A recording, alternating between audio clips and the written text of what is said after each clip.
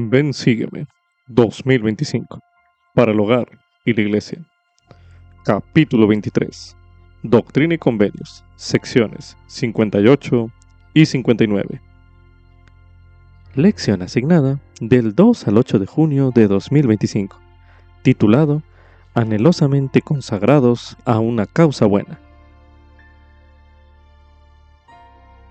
Cuando los líderes de la iglesia vieron por primera vez el sitio de la ciudad de Sion, es decir, Independence en Missouri, no fue lo que ellos esperaban. Algunos pensaron que se encontrarían con una comunidad próspera, industriosa, que tendría un grupo fuerte de santos. En su lugar, encontraron un asentamiento escasamente poblado, que no contaba con la civilización a la que estaban acostumbrados, y que estaba habitado por colonos fronterizos toscos, en vez de santos. Resultó que el Señor no les estaba pidiendo que solamente fueran a Sion, sino que quería que edificaran Sion. Cuando nuestras expectativas no coinciden con la realidad, podemos recordar lo que el Señor dijo a los santos en 1831.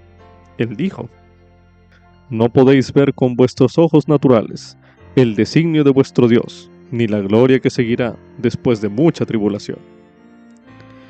Efectivamente, la vida estaba llena de tribulación, e incluso iniquidad, pero aún podemos efectuar mucha justicia, porque el poder está en nosotros. A continuación se leerá del Libro de Santos, tomo 1, un fragmento del capítulo 12, titulado Tras mucha tribulación, el cual escucharemos a continuación. Polly Knight estaba enferma cuando ella y los santos de Colesville se instalaron en la tierra de Leman Copley. La granja tenía unas 300 hectáreas de tierra de excelente calidad y ofrecía suficiente espacio para que muchas familias construyeran casas, graneros y tiendas. Allí, la familia Knight podría comenzar de nuevo y practicar su nueva religión en paz, aunque a muchos les preocupaba que Polly no estaría mucho más tiempo con ellos. El esposo y los hijos de Polly trabajaron rápidamente, construyendo cercas y plantando campos para mejorar el terreno. José y el obispo Partridge también alentaron a los santos de Colesville a consagrar sus propiedades de acuerdo con la ley del Señor. Sin embargo, después de que el asentamiento comenzó a tomar forma, Leman se retiró de la iglesia y les dijo a los santos de Colesville que salieran de su propiedad. Sin otro lugar a donde ir, los santos expulsados le pidieron a José que buscara la guía del Señor para ellos. «Iréis a las regiones del oeste», les dijo el Señor, «a la tierra de Missouri». Ahora que sabían que Sion sería en Missouri, no en Ohio, los santos de Colesville entendieron que estarían entre los primeros miembros de la iglesia en establecerse allí. Comenzaron a prepararse para el viaje y, unas 2 semanas después de la revelación, Polly y el resto de la rama abandonaron el área de Kirtland y abordaron las barcazas que los llevarían al oeste. Al navegar Polly y su familia corriente abajo, su mayor deseo era poner un pie en Sion antes de que ella falleciera. Ella tenía 55 años y su salud se estaba deteriorando. Durante la travesía, su hijo Newell ya había bajado a tierra a fin de comprar madera para un ataúd en caso de que muriera antes de llegar a Missouri. Pero Polly estaba decidida a no ser enterrada en ningún otro lugar que no fuera Sion. Poco después de la partida de los santos de Colesville, el profeta, Sidney y Edward Partridge se dirigieron a Missouri junto con varios élderes de la iglesia. Viajaron principalmente por tierra, predicando el evangelio por el camino y hablando de sus esperanzas en cuanto a Sion. José hablaba con optimismo acerca de la iglesia en Independence. Les dijo a algunos de los élderes que Oliver y los demás misioneros estaban seguros de haber edificado una rama fuerte de la iglesia allí, como lo habían hecho en Kirtland. Algunos de los élderes lo tomaron como una profecía. A medida que se acercaban al condado de Jackson, los hombres admiraron la llanura suavemente ondulada que los rodeaba. Contando con tal abundancia de tierras para que los santos se diseminaran, Missouri parecía ser el lugar ideal para Sion. E Independence, gracias a su proximidad a un gran río y a las tierras indias, podía ser el lugar perfecto para congregar al pueblo del convenio de Dios. Pero cuando llegaron al poblado, los élderes quedaron poco impresionados por lo que vieron. Ezra Booth, un ex ministro que se había unido a la iglesia después de ver a José sanar el brazo paralizado de una mujer, pensó que la región parecía inhóspita y sin explotar. Tenía un juzgado, algunas tiendas, varias casas de troncos y poco más. Los misioneros habían bautizado a solo un puñado de personas de la zona, por lo que la rama no era tan fuerte como José había esperado. Sintiéndose engañados, Ezra y otros más comenzaron a cuestionar los dones proféticos de José. José también estaba decepcionado.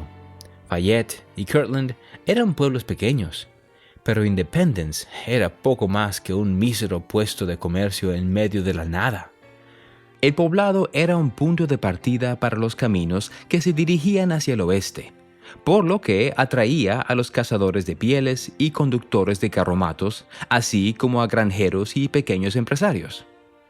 José había conocido personas de la mayoría de esos oficios durante toda su vida, pero descubrió que los hombres de Independence eran especialmente impíos y rudos. Además, los agentes del gobierno de la ciudad desconfiaban de los misioneros y probablemente harían difícil, si no imposible, la predicación a los indios. Desanimado, José llevó sus preocupaciones al Señor. ¿Cuándo florecerá el desierto como una rosa?, preguntó. ¿Cuándo será edificada Sión en su gloria? ¿Y en dónde estará tu templo? El 20 de julio, 6 días después de su llegada, las oraciones de José fueron contestadas. Esta tierra, le dijo el Señor, es la que he señalado y consagrado para el recogimiento de los santos. No tenía motivos para buscar en otro lado. Esta es la tierra prometida, declaró, y el sitio para la ciudad de Sión. Los santos debían comprar tanta tierra como fuera posible, construir casas y implantar campos. Y en un peñasco al oeste del juzgado debían edificar un templo. Incluso después de que el Señor reveló su voluntad en cuanto a Sion, algunos santos permanecieron escépticos con respecto a Independence. Al igual que Ezra Booth, Edward esperaba encontrar una gran rama de la iglesia en la región. En cambio, él y los santos debían edificar Sion en un pueblo donde la gente desconfiaba de ellos y no estaba interesada en absoluto en el evangelio restaurado. Como obispo de la iglesia, también entendió que gran parte de la responsabilidad de poner los cimientos de Sion recaía sobre sus hombros. A fin de preparar la tierra prometida para los santos, tendría que comprar la mayor cantidad posible de tierra para distribuirla como herencias a quienes llegaran a Sion y guardaran la ley de consagración. Esto significaba que tendría que quedarse en Missouri y trasladar a su familia a Sion de manera permanente. Edward quería ayudar a establecer Sion, pero le preocupaban muchas cosas acerca de la revelación, sus nuevas responsabilidades y la región.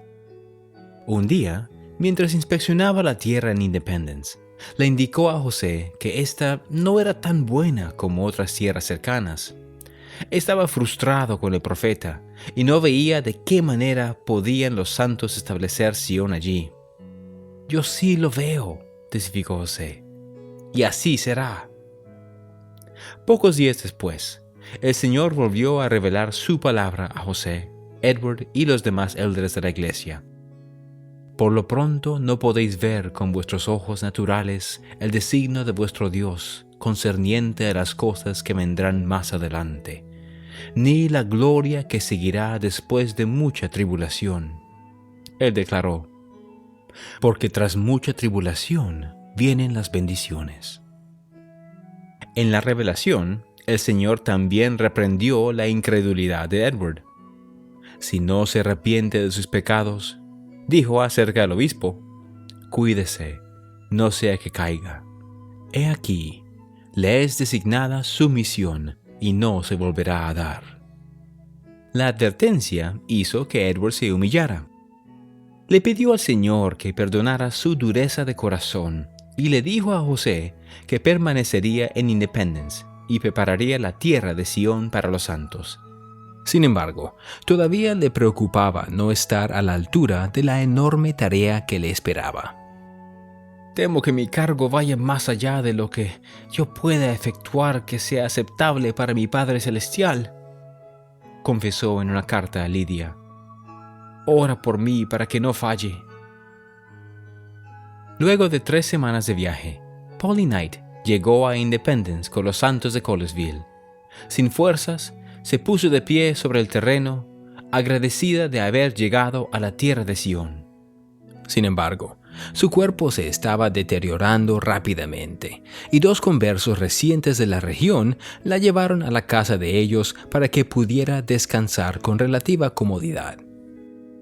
Al buscar la familia Knight un lugar en la zona donde establecerse, hallaron que la campiña era hermosa y agradable, con tierras ricas que podían cultivar y labrar.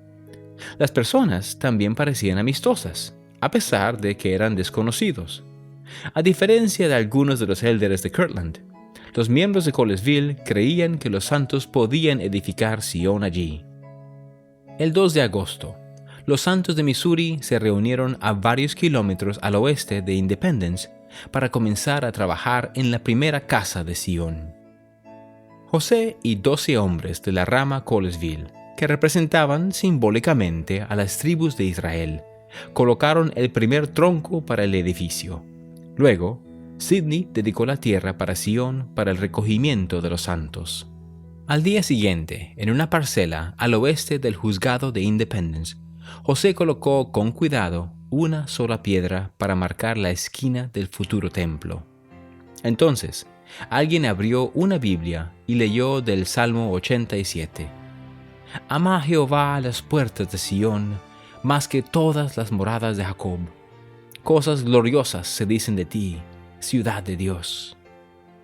Unos días más tarde, falleció Polly, alabando al Señor por haberla sostenido en su sufrimiento. El profeta pronunció el sermón en el funeral, y su esposo enterró su cuerpo en una área boscosa no lejos del terreno del templo. Ella fue la primera miembro sepultada en Sión. El mismo día, José recibió otra revelación. Dice el Señor: benditos son aquellos que han subido a esta tierra con la mira puesta únicamente en mi gloria, de acuerdo con mis mandamientos. Porque los que vivan heredarán la tierra, y los que mueran descansarán de todos sus trabajos.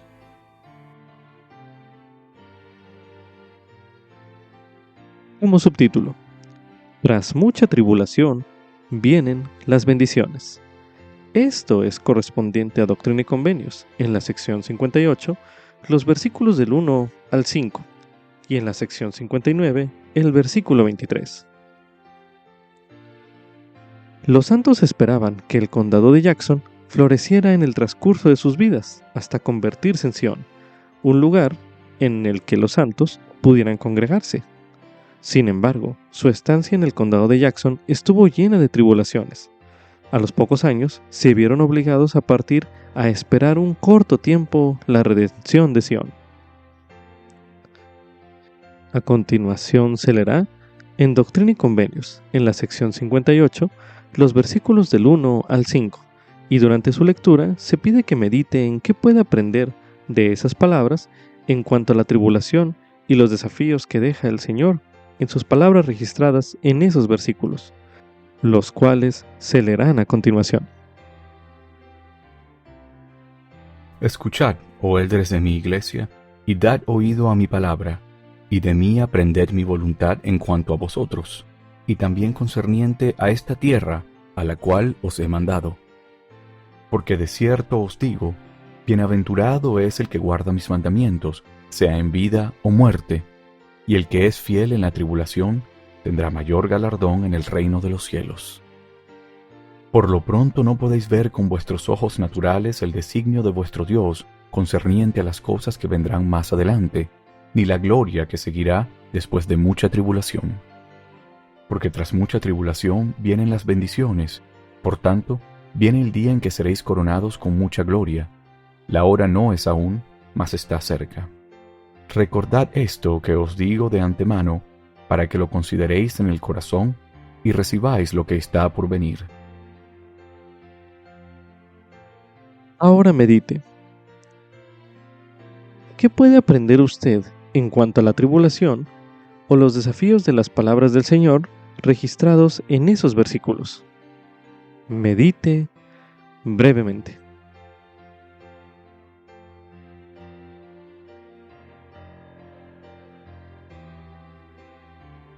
Ahora medite.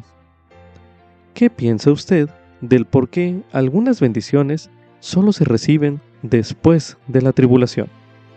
Medite nuevamente.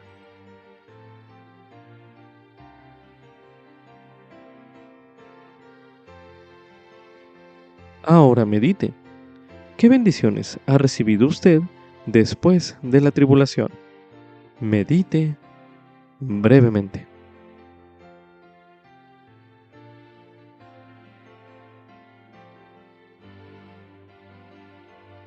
A continuación se leerá en Doctrina y Convenios, en la sección 59, el versículo 23, para dar énfasis a la siguiente pregunta, el cual dice lo siguiente. Aprended más bien, que el que hiciere obras justas recibirá su galardón. Sí, la paz en este mundo y la vida eterna en el mundo venidero. Medite a continuación. ¿Qué aprende usted de este versículo que le traiga esperanza? Medite una última vez en este bloque de lectura.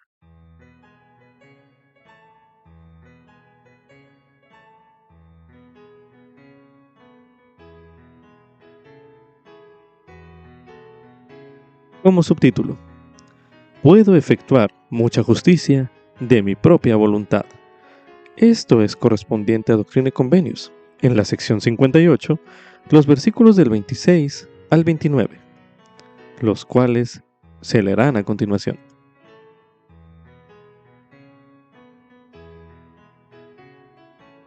Porque he aquí, no conviene que yo mande en todas las cosas, porque el que es compelido en todo es un siervo perezoso y no sabio, por tanto, no recibe galardón alguno.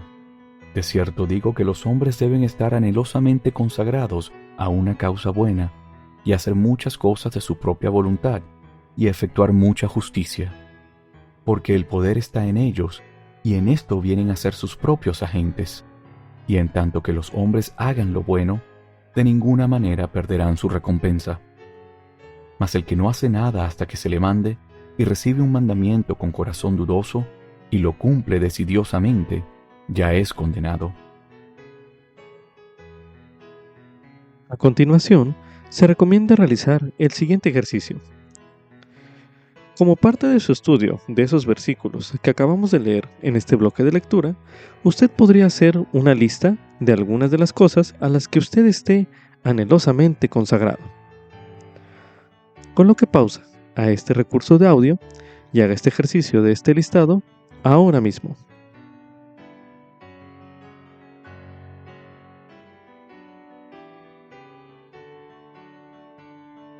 Continuando con este ejercicio, medite a continuación. Basado en la lista de las cosas a las que usted está anhelosamente consagrado, medite. ¿Son todas esas cosas mencionadas en la lista causas buenas? Medite brevemente.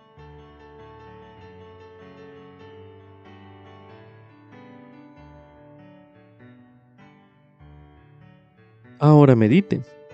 ¿Qué puede hacer usted para que esas cosas a las cuales usted está anhelosamente consagrado le sirvan para hacer o efectuar mucha justicia? Medite brevemente.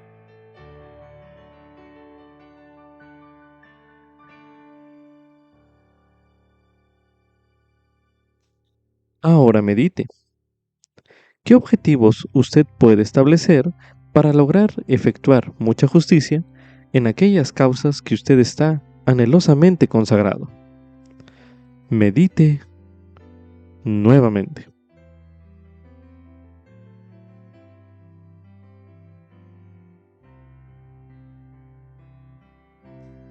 A continuación se releerá en Doctrina y Convenios, en la sección 58, el versículo 26, para dar énfasis a las siguientes preguntas, el cual dice lo siguiente. Porque he aquí, no conviene que yo mande en todas las cosas, porque el que es compelido en todo es un siervo perezoso y no sabio. Por tanto, no recibe galardón alguno. Medite a continuación. ¿Por qué cree usted que el Señor desea que haga usted muchas cosas de su propia voluntad? Medite brevemente.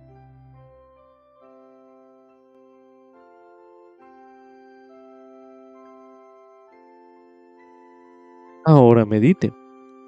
¿Cuál sería el resultado si usted fuera compelido en todo? Medite nuevamente.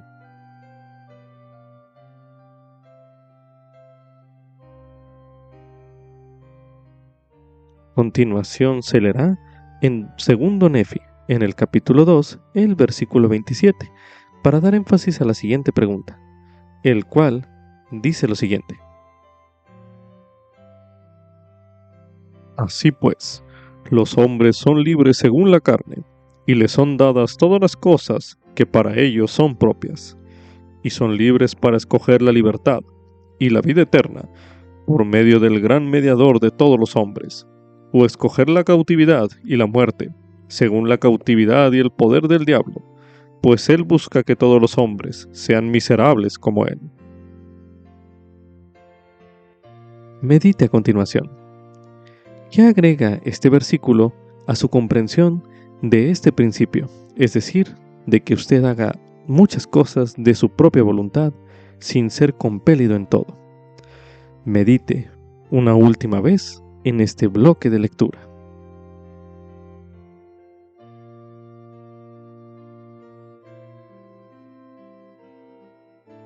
También se recomienda estudiar el mensaje Escogeos hoy, por el elder Dale Herrenlund, del Quórum de los 12 Apóstoles, mensaje pronunciado en la Conferencia General de octubre de 2018, el cual estudiaremos a continuación. El personaje ficticio de Mary Poppins es una típica niñera inglesa que resulta ser mágica.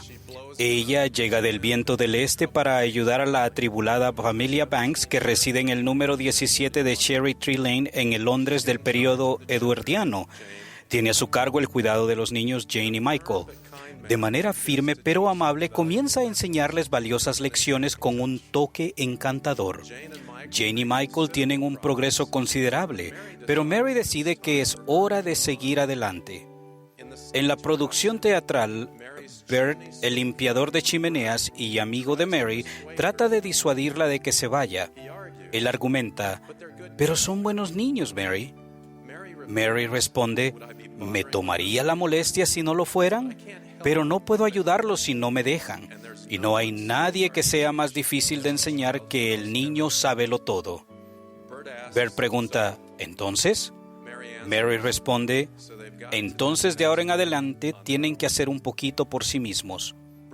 Hermanos y hermanas, al igual que Jane y Michael Banks, somos buenos niños, por los que vale la pena molestarse. Nuestro Padre Celestial quiere ayudarnos y bendecirnos, pero no siempre lo dejamos. A veces actuamos como si ya supiéramos todo. Y nosotros tenemos que hacer un poquito por nosotros mismos de ahora en adelante. Por eso vinimos a la tierra desde un hogar preterrenal y celestial. Ese poquito requiere tomar decisiones.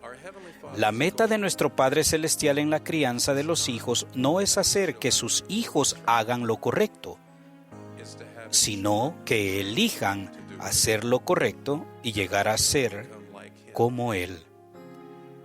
Si simplemente quisiera que fuéramos obedientes, usaría recompensas y castigos inmediatos para influir en nuestros comportamientos. Pero a Dios no le interesa que sus hijos se conviertan en mascotas obedientes y entrenadas, que no le morderán las pantuflas en la sala celestial. No, Dios quiere que sus hijos crezcan espiritualmente y se unan a Él en el negocio familiar. Dios estableció un plan por el cual podemos convertirnos en herederos en su reino, un camino de convenios que nos lleva a ser como Él, tener la clase de vida que Él tiene y vivir para siempre como familias en su presencia. El poder escoger era y es vital para este plan, del cual aprendimos en nuestra existencia preterrenal. Aceptamos el plan y elegimos venir a la tierra. Para asegurarnos de que ejerceríamos la fe y aprenderíamos a utilizar sabiamente nuestro albedrío, se colocó sobre nuestra mente un velo de olvido para que no recordáramos el plan de Dios. Sin ese velo, no se lograrían los propósitos de Dios, ya que podríamos progresar y convertirnos en los herederos confiables que Él desea que seamos. El profeta Ley dijo: por lo tanto, el Señor Dios le concedió al hombre que obrara por sí mismo, de modo que el hombre no podía actuar por sí, a menos que lo atrajera lo uno o lo otro. A nivel fundamental, una opción la representa Jesucristo, el primogénito del Padre. La otra opción la representa Satanás, Lucifer, que quiere destruir el albedrío y usurpar el poder. En Jesucristo, abogado tenemos para con el Padre. Tras finalizar su sacrificio expiatorio, Jesús ha subido a los cielos para reclamar del Padre sus derechos de misericordia que Él tiene sobre los hijos de los hombres. Y habiendo reclamado los derechos de misericordia, Él aboga por la causa de los hijos de los hombres. La intercesión de Cristo con el Padre a nuestro favor no es antagonista. Jesucristo, que permitió que su voluntad fuese absorbida en la voluntad del Padre, no se defenderá nada más que lo que el Padre siempre ha querido. Sin dudas, nuestro Padre Celestial aclama y aplaude nuestros éxitos. La intercesión de Cristo es, al menos en parte, para recordarnos que Él ha pagado por nuestros pecados y que nadie está excluido del alcance de la misericordia de Dios. Para aquellos que creen en Jesucristo, se arrepienten, son bautizados y perseveran hasta el fin, un proceso que lleva a la reconciliación, el Salvador perdona, sana e intercede. Él es nuestro ayudante, consolador e intercesor, que confirma y garantiza nuestra reconciliación con Dios. En marcado contraste, Lucifer es un acusador o un fiscal. Juan el Revelador describió la derrota final de Lucifer. Y oí una gran voz en el cielo que decía: ahora han venido la salvación y el poder y el reino de nuestro Dios y la autoridad de su Cristo. ¿Por qué? Porque el acusador de nuestros hermanos ha sido arrojado, el que los acusaba delante de nuestro Dios día y noche, y ellos le han vencido por medio de la sangre del Cordero y de la palabra de su testimonio.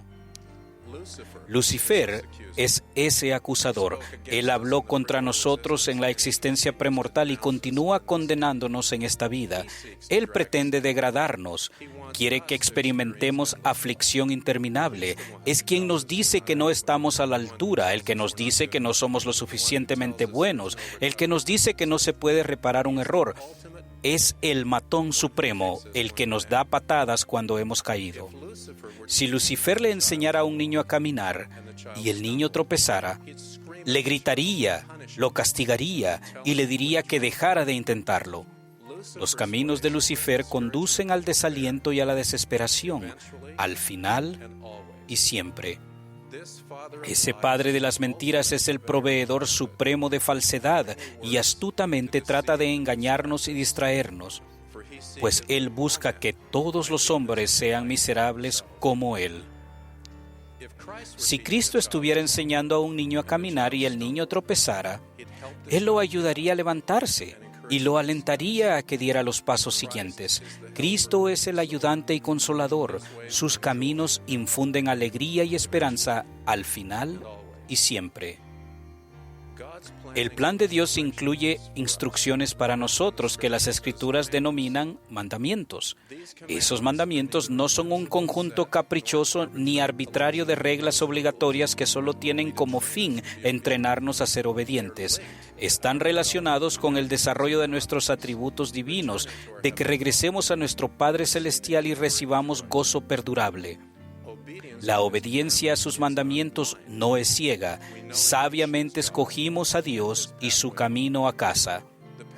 El modelo para nosotros es el mismo que lo fue para Adán y Eva, en donde después de haberles dado a conocer el plan de redención, Dios les dio mandamientos. Aunque Dios desea que andemos por el camino de los convenios, Él nos concede la dignidad de escoger. Dios desea, espera y ordena que cada uno de sus hijos elija por sí mismo. Él no nos forzará.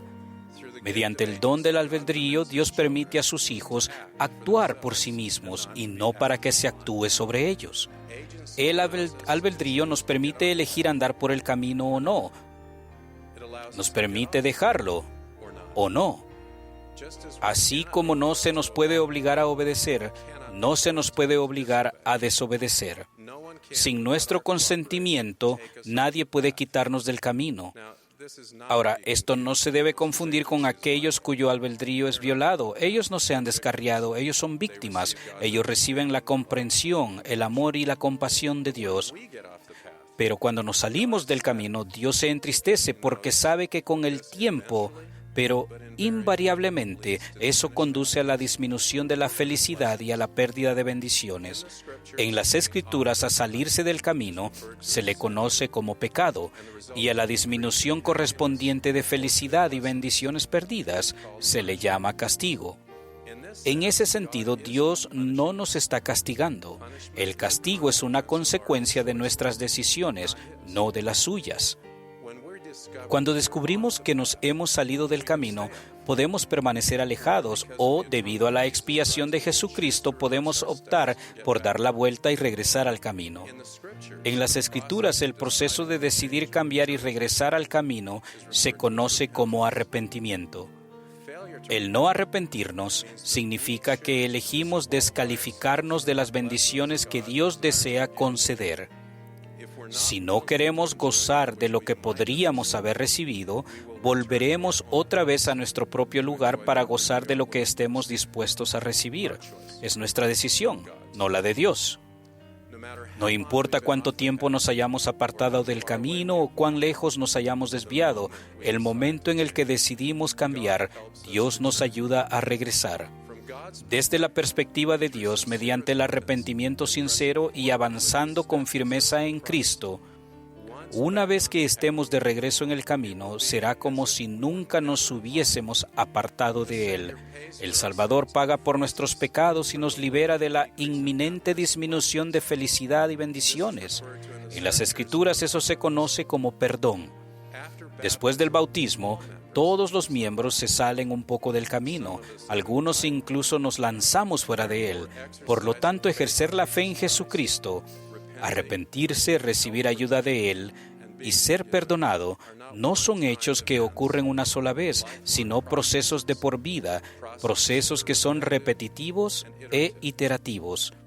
Así es como perseveremos hasta el fin. Necesitamos escoger a quién serviremos. La magnitud de nuestra felicidad eterna depende de que elijamos al Dios viviente y nos unamos a Él en su obra. Al esforzarnos por hacer por nosotros mismos un poquito de ahora en adelante, practicamos el uso del correcto albedrío.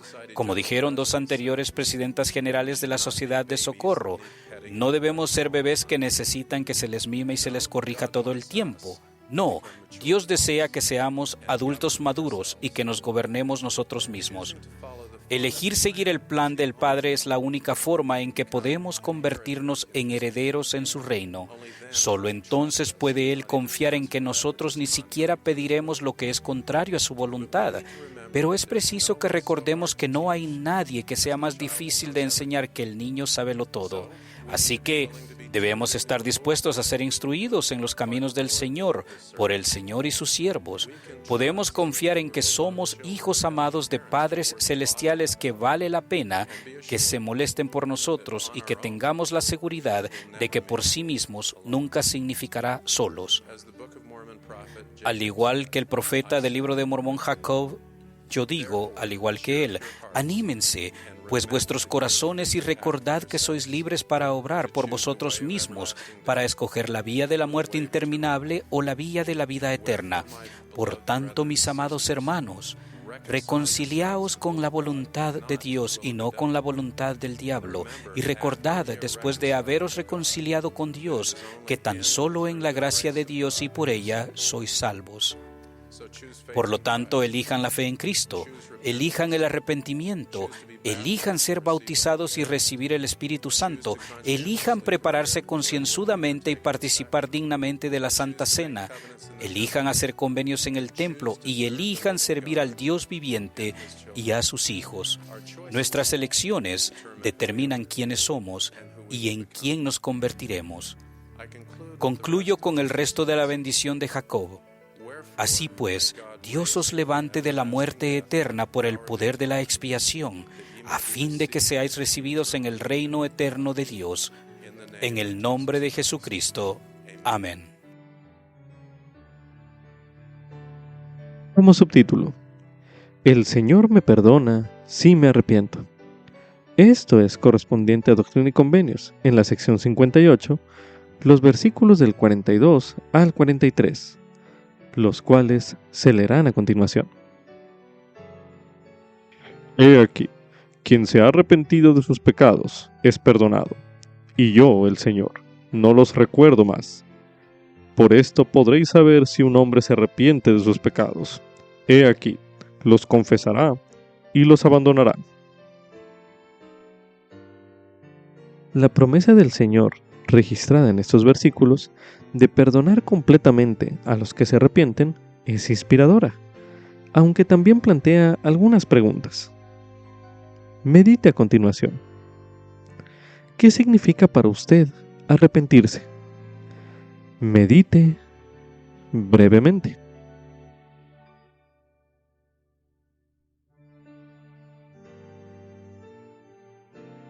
Ahora medite. ¿Cómo sabe usted si realmente se ha arrepentido? Medite brevemente.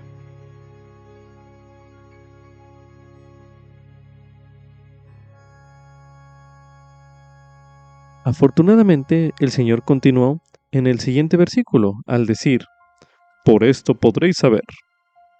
Es decir, los confesará y los abandonará. A continuación se leerá una serie de preguntas adicionales que generalmente las personas tienen sobre el arrepentimiento. Se le invita, al estudiar los recursos sugeridos con cada pregunta, usted medite qué le enseña el Espíritu al estudiar los recursos adicionales en esta lección. La primera pregunta dice lo siguiente: ¿de qué manera el confesar mis pecados me ayuda a arrepentirme? Como recursos sugeridos a esta pregunta, a continuación se leerá en el libro de Salmos, capítulo 32, en los versículos del 1 al 5, que dicen lo siguiente: Bienaventurado aquel cuya transgresión ha sido perdonada y cubierto su pecado.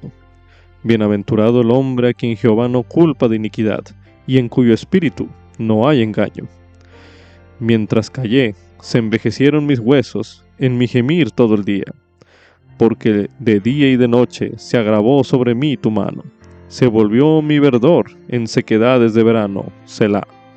Mi pecado te declaré, y no encubrí mi iniquidad. Dije, confesaré mis transgresiones a Jehová, y tú perdonaste la maldad de mi pecado, Selah. Ahora leeremos del libro de Proverbios, en el capítulo 28, el versículo 13, donde se menciona: El que encubre sus pecados no prosperará, pero el que los confiesa y los abandona alcanzará misericordia. Ahora leeremos en el libro de Mosía, en el capítulo 27, los versículos del 34 al 37, que dicen lo siguiente: Y 4 de ellos eran los hijos de Mosía, y se llamaban Amón y Aarón, y Obner e Ibni. Y estos eran los nombres de los hijos de Mosía. Y viajaron por toda la tierra de Zaraemla, y entre todo el pueblo que se hallaba bajo el reinado del rey Mosía, esforzándose celosamente por reparar todos los daños que habían causado a la iglesia, confesando todos sus pecados, proclamando todas las cosas que habían visto, y explicando todas las profecías y las escrituras a cuantos deseaban oírlos. Y así fueron instrumentos en las manos de Dios, para llevar a muchos al conocimiento de la verdad, sí, al conocimiento de su Redentor. Y cuán benditos son, pues publicaron la paz, proclamaron gratas nuevas del bien, y declararon al pueblo que el Señor reina. Ahora leeremos en el libro de Alma, en el capítulo 39, los versículos del 12 al 13, que dicen lo siguiente: Y ahora, el Espíritu del Señor me dice: Manda a tus hijos que hagan lo bueno, no sea que desvíen el corazón de muchos hasta la destrucción. Por tanto, hijo mío, te mando en el temor de Dios que te abstengas de tus iniquidades, que te vuelvas al Señor con toda tu mente, poder y fuerza, para que no induzcas más el corazón de los demás a hacer lo malo, sino más bien, vuelve a ellos y reconoce tus faltas y la maldad que hayas cometido.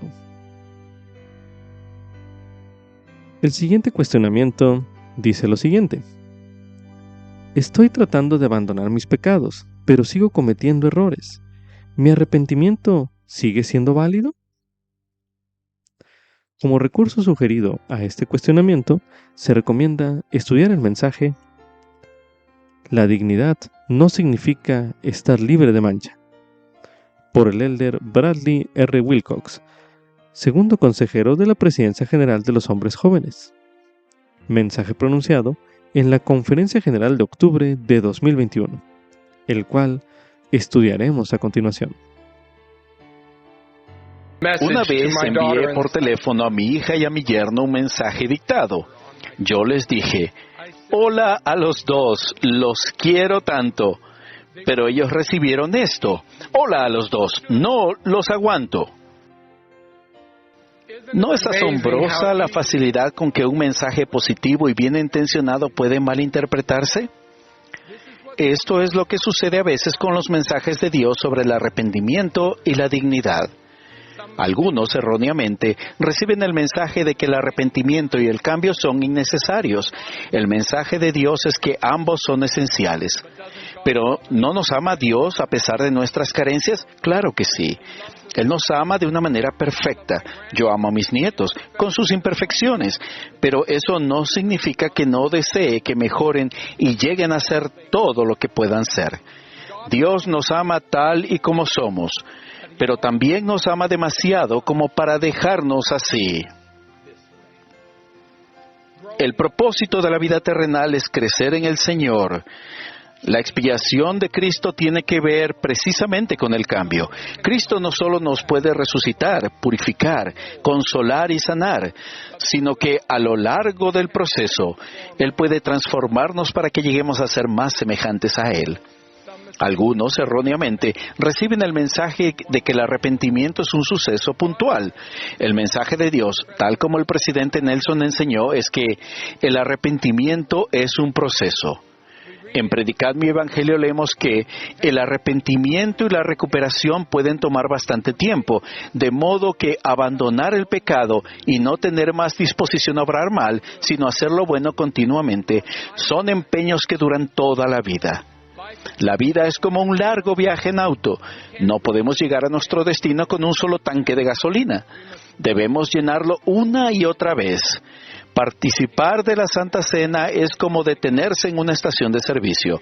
Al arrepentirnos y renovar nuestros convenios, manifestamos que estamos dispuestos a guardar los mandamientos y Dios y Cristo nos bendicen con el Espíritu Santo. En resumen, prometemos seguir avanzando en nuestro camino y Dios y Cristo prometen llenar el tanque. Algunos, erróneamente, reciben el mensaje de que no son dignos de participar plenamente en el Evangelio porque no están completamente libres de malos hábitos. El mensaje de Dios es que la dignidad no significa estar libres de mancha. La dignidad consiste en ser sinceros y esforzarse. Debemos ser sinceros con Dios, con los líderes del sacerdocio y con otras personas que nos aman. Y debemos esforzarnos por guardar los mandamientos de Dios y nunca darnos por vencidos solo porque cometemos errores. El elder Bruce C. Hafen dijo que desarrollar un carácter como el de Cristo requiere más paciencia y persistencia que estar libre de mancha. El Señor ha dicho que los dones del Espíritu se dan para el beneficio de los que me aman y guardan todos mis mandamientos y de los que procuran hacerlo. Un joven al que llamaré Damon escribió: al crecer tenía una adicción a la pornografía. Siempre me sentía muy avergonzado porque no conseguía hacer las cosas bien. Cada vez que Damon cometía un error, el remordimiento era tan intenso que, con dureza, se consideraba indigno de cualquier tipo de gracia y perdón, o de que Dios le diera más oportunidades. Él dijo: llegué a la conclusión de que lo único que merecía era sentirme muy mal todo el tiempo. Suponía que probablemente Dios me odiaba porque no estaba dispuesto a esforzarme más y superar todo eso de una vez por todas. Pasaba una semana, en ocasiones incluso un mes, pero volvía a caer y pensaba: nunca seré lo suficientemente bueno. ¿Qué sentido tiene siquiera intentarlo? En uno de esos momentos desalentadores, Damon dijo a su líder del sacerdocio: puede que simplemente tenga que dejar de venir a la iglesia. Estoy harto de ser hipócrita. Su líder le respondió: ¿no eres un hipócrita por tener un mal hábito que estás tratando de superar? Eres un hipócrita si lo escondes, si mientes al respecto o si tratas de convencerte de que el problema es de la iglesia por tener normas demasiado elevadas. Ser sincero en cuanto a tus hechos y dar pasos para seguir adelante no es ser un hipócrita, es ser un discípulo. Ese líder citó al elder Richard G. Scott, quien enseñó que el Señor ve las debilidades en forma diferente a cómo ve la rebelión. Cuando habla de debilidades, siempre lo hace con misericordia. Esa perspectiva le dio esperanza a Damon, que se dio cuenta de que Dios no estaba ahí arriba diciendo: Damon volvió a meter la pata. Más bien, Dios estaría diciendo: miren lo mucho que ha progresado Damon. Ese joven finalmente dejó de mirar avergonzado hacia abajo y a los lados, buscando excusas y justificaciones. Miró hacia arriba en busca de ayuda divina y la halló. Damon dijo: en el pasado solamente había acudido a Dios para pedir perdón, pero ahora también le pedía gracia. Su poder habilitador nunca lo había hecho antes. Ahora paso mucho menos tiempo odiándome por lo que he hecho y mucho más tiempo amando a Jesús por lo que Él ha hecho.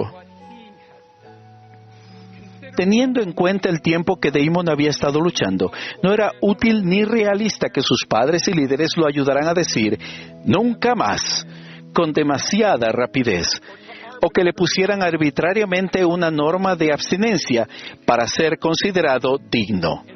Por el contrario, comenzaron con metas pequeñas y alcanzables. Dejaron de tener expectativas de tipo todo o nada y se concentraron en el progreso gradual, lo cual le permitió a Damon edificar sobre una sucesión de éxitos y no de fracasos. Al igual que el pueblo esclavizado de Limhi, Damon aprendió que podía prosperar gradualmente. El elder D. Todd Christofferson ha aconsejado, para resolver algo grande, tal vez tengamos que encararlo en pequeñas porciones diarias.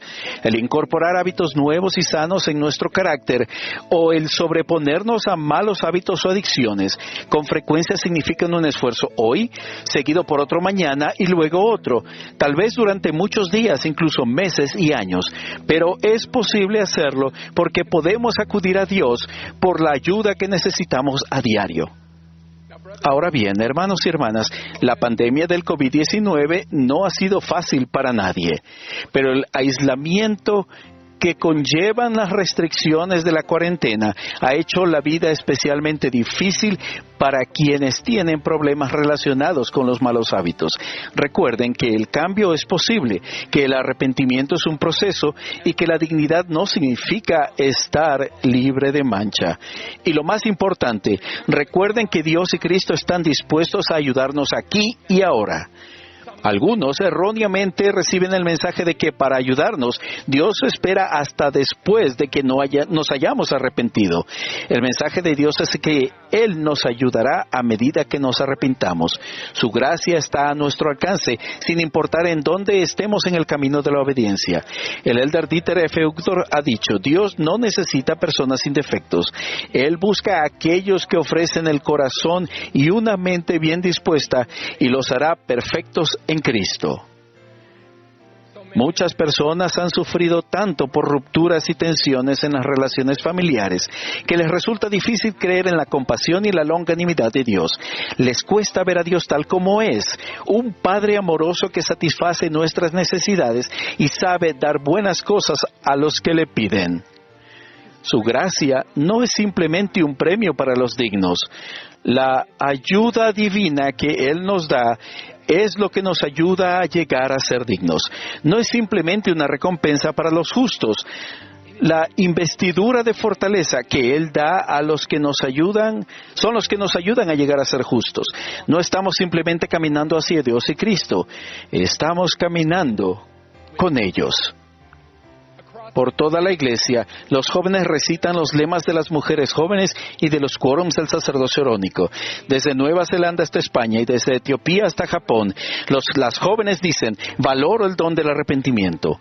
Desde Chile hasta Guatemala y Moroni y Utah, los jóvenes declaran, en la medida en que me esfuerce por servir, ejercer la fe, arrepentirme y mejorar cada día, calificaré para recibir las bendiciones del templo y el gozo duradero del Evangelio.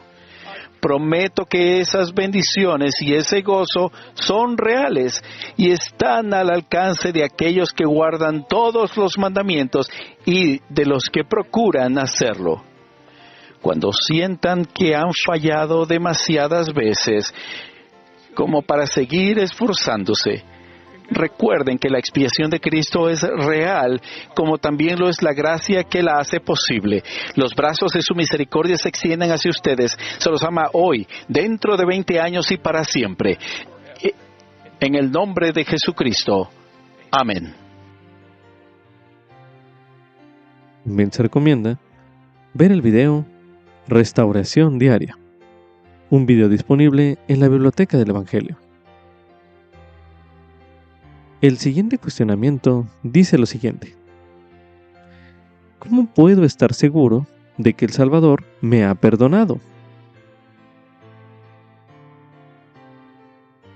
Como recurso adicional en esta pregunta, se recomienda estudiar el mensaje La expiación de Jesucristo, por el elder Tad R. Callister, presidente general de la Escuela Dominical, recientemente relevado. Mensaje pronunciado en la Conferencia General de abril de 2019, el cual estudiaremos a continuación. En esta época del año nos regocijamos y reflexionamos en la expiación del Salvador. Es la doctrina más sublime, reveladora y apasionada que este mundo o universo hayan conocido. Es la que da esperanza y propósito a nuestra vida. ¿Qué es la expiación de Jesucristo? Es una serie de acontecimientos que comenzaron en el jardín de Getsemaní, continuaron en la cruz y culminaron cuando el Salvador resucitó. todo motivado por un amor incomprensible por nosotros. Se requería una persona libre de pecados, con poder infinito, aún sobre la muerte, que poseyera una capacidad ilimitada para sufrir las consecuencias de todos los pecados y enfermedades, y que efectivamente descendiera por debajo de todo ello. Esa fue la misión de Jesucristo. En eso consistió su expiación. ¿Cuál era el propósito? Regresar a la presencia de Dios, llegar a ser más como Él y alcanzar una plenitud de gozo. Esto lo logró tras vencer 4 obstáculos. Primero, la muerte física. Segundo, la muerte espiritual ocasionada por Adán y nuestros pecados. Tercero, nuestras aflicciones y enfermedades. Y cuarto, nuestras debilidades e imperfecciones. Pero ¿cómo podría el Salvador lograr esto sin infringir las leyes de la justicia? Imaginen a un hombre que desde una avioneta contempla cómo alguien hace un salto en caída libre y decide saltar también. Luego de saltar se da cuenta de lo insensato de sus acciones. Desea llegar a tierra sano y salvo, pero hay un obstáculo, la ley de gravedad. Agita los brazos esperando volar, pero no funciona. Para reducir la velocidad de la bajada se coloca en posición para flotar o planear, pero la ley de gravedad es implacable y despiadada. Él trata de razonar con la ley natural. Me equivoqué, no volveré a hacerlo. Pero sus ruegos caen en oídos sordos. La ley de gravedad no sabe nada de compasión y no hace excepciones. De repente, siente que lleva algo en la espalda. Su amigo en la avioneta, viendo que él iba a hacer una locura, le colocó un paracaídas antes de saltar. Él busca el cordón de apertura y abre el paracaídas, descendiendo, flotando hasta tierra sin riesgo. Podríamos preguntarnos, ¿se quebrantó la ley de gravedad o actuó el paracaídas dentro de esa ley para brindar un aterrizaje seguro? Cuando pecamos, somos como el hombre insensato que saltó del avión.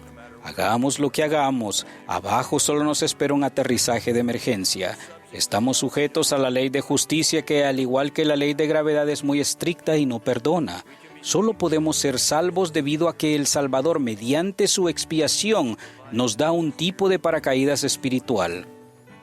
Si tenemos fe en Jesucristo y nos arrepentimos, es decir, si hacemos nuestra parte y tiramos del cordón de apertura, los poderes protectores del Salvador se activan para nuestro beneficio y aterrizamos espiritualmente ilesos. Sin embargo, esto solo es posible porque el Salvador venció los 4 obstáculos que pueden impedir nuestro progreso espiritual. Primero, la muerte. Él venció la muerte mediante su resurrección. El apóstol Pablo enseñó: porque así como en Adán todos mueren, así también en Cristo todos serán vivificados. Segundo, el pecado. El Salvador venció al pecado y la culpa de aquellos que se arrepienten. Su poder purificador es extenso y profundo que Isaías prometió. Aunque vuestros pecados sean como la grana, como la nieve serán emblanquecidos. He conocido a miembros de la Iglesia que no logran perdonarse a sí mismos. En forma inocente pero incorrecta ponen límites a los poderes redentores del Salvador. Sin querer convierten una expiación infinita en una limitada que no alcanza a cubrir los pecados o debilidades de ellos. Se trata de una expiación infinita porque abarca y engloba todo pecado y debilidad, así como todo tipo de abuso o dolor ocasionado por otros. Truman Madsen hizo esta observación: si alguno de ustedes ha caído en el engaño de convencerse de que ha ido demasiado lejos, que tiene el veneno de un pecado que imposibilitará que alguna vez vuelva a ser lo que pudiera haber sido, entonces escúcheme. Yo doy testimonio de que usted no puede hundirse hasta una profundidad donde la luz y la extensa inteligencia de Jesucristo no puedan alcanzarle. Doy testimonio de que en tanto haya una chispa de deseo para arrepentirse y para volverse, Él estará ahí. Él no descendió hasta la condición suya, Él descendió por debajo de ella, a fin de que estuviese en todas las cosas y a través de todas las cosas la luz de la verdad. Una razón por la que es importante entender la expiación y sus infinitas implicaciones es que entre más la entendamos, mayor es el deseo que tendremos de perdonarnos y a los demás. Aun cuando creamos en los poderes purificadores de Cristo, la pregunta surge: ¿cómo sé que mis pecados han sido perdonados? Si sentimos el Espíritu, entonces es nuestro testigo de que hemos sido perdonados o de que el proceso de purificación está en marcha. El presidente Henry B. Eyring enseñó: si han sentido la influencia del Espíritu Santo, pueden considerarlo como prueba de que la expiación está obrando en su vida. Algunos preguntan: si he sido perdonado, ¿por qué siento culpa aún? Quizás en la misericordia de Dios el recuerdo de esa culpa actúe como advertencia o una señal de peligro espiritual que al menos por un tiempo nos avise cuando afrontemos tentaciones adicionales. No sigas por ese camino, ya conoces el dolor que puede causarte. En ese sentido sirve de protección, no de castigo. ¿Es posible entonces recordar nuestros pecados y aún así sentirnos libres de culpa? Alma se acordaba de sus pecados años después de haberse arrepentido. Cuando él clamó a Jesús por misericordia, dijo: y he aquí que cuando pensé en esto ya no pude recordar más de mis dolores. Sí, dejó de atormentarme el recuerdo de mis pecados. ¿Cómo es que él podía recordar sus pecados sin sentir dolor ni culpa? Porque cuando nos arrepentimos hemos nacido de Dios. Como leemos en las Escrituras, llegamos a ser nuevas criaturas en Cristo. Podemos decir con honestidad: yo no soy el hombre o mujer que cometió esos pecados en el pasado. He cambiado y soy una nueva persona. Tercero, aflicciones y enfermedades. Alma también profetizó que él saldría sufriendo dolores, aflicciones y tentaciones de todas clases. ¿Para qué? Para que sus entrañas sean llenas de misericordia, a fin de que según la carne sepa cómo socorrer a los de su pueblo de acuerdo con las enfermedades de ellos. ¿Y cómo logra él hacer esto?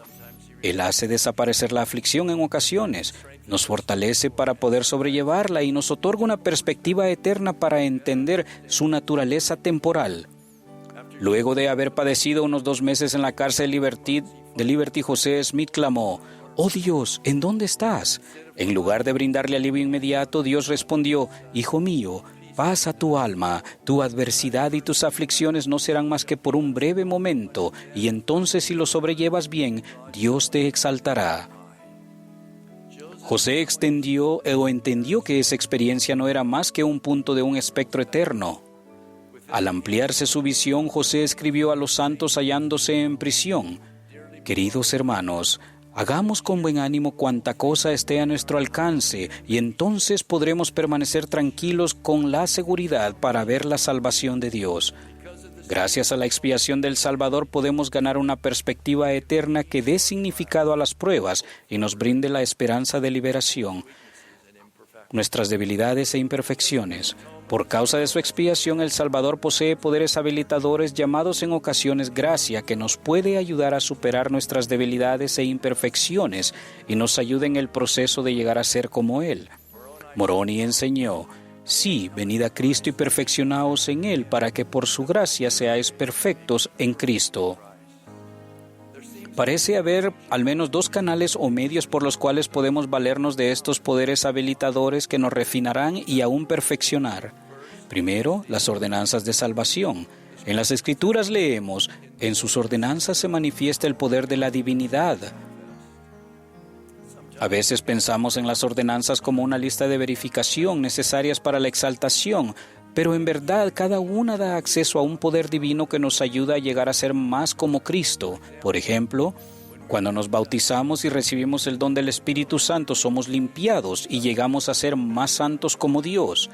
Además, mediante el Espíritu Santo, nuestra mente se ilumina y el corazón se ablanda, así que pensamos y nos sentimos como Él.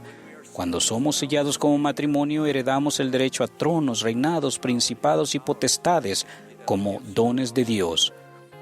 Un segundo canal para acceder a los poderes habilitadores son los dones del Espíritu. Debido a la expiación de Cristo, podemos recibir el don del Espíritu Santo con sus dones espirituales correspondientes. Esos dones son atributos de la divinidad. Por tanto, y cada vez que adquirimos un don del Espíritu, llegamos a ser más como Dios. Sin duda, esa es la razón por la cual en las Escrituras se nos insta a procurar esos dones. El presidente George Buchanan enseñó: «Ningún hombre debería decir, no lo puedo evitar, es mi naturaleza». No está justificado por la sencilla razón de que Dios ha prometido darnos los dones que erradicarán nuestras debilidades. Si alguno de nosotros es imperfecto, es nuestro deber orar con el fin de recibir el don que nos haga perfectos.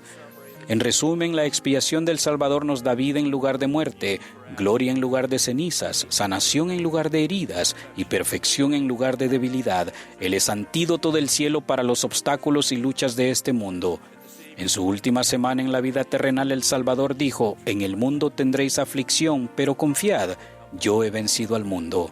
Gracias a que el Salvador efectuó su expiación, no hay ninguna fuerza externa, acontecimiento, persona, pecado, muerte ni divorcio que pueda evitar que alcancemos la exaltación, siempre y cuando guardemos los mandamientos. Con este conocimiento seguiremos adelante con buen ánimo y certeza que Dios está con nosotros en esta búsqueda celestial. Doy mi testimonio de que la expiación del Salvador no es solo infinita en su esfera, sino personal en su alcance, que no solo nos puede llevar de vuelta a su presencia, sino que nos habilitará para llegar a ser como Él, lo cual es el objetivo de la expiación de Cristo. De esto doy mi testimonio con gratitud y certeza, en el nombre de Jesucristo. Amén.